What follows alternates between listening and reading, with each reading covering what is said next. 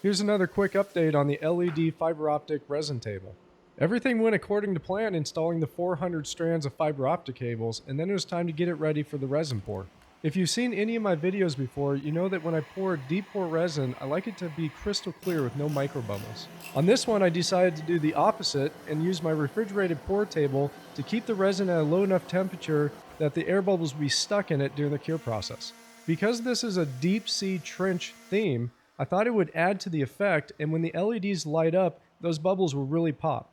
Using epoxy, I glued down all the slabs to the pour table that has a thin layer of mold release wax on it. Using pieces of angled aluminum, I created an epoxy dam around all four sides of the table. Silicone works great to keep those in place and to make sure that the resin won't leak out. Using a deep pour resin from Easy Pour Epoxy, I added in a dark blue dye to give it that deep ocean look. Normally when you pour resin over 2 inches thick, it's going to heat up well over 100 degrees Fahrenheit, so I turned the pour table down to 60 degrees.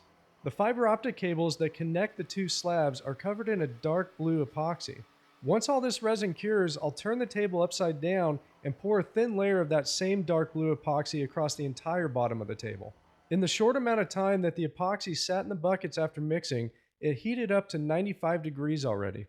The cabinet on the pour table is insulated and it has the aluminum slab on top, so it pulls the heat out of the resin extremely well.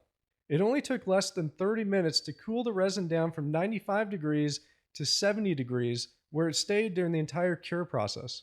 And at that temperature, all the air bubbles were stuck in the resin and permanently in place. The next update will show the LEDs in action, so keep an eye out.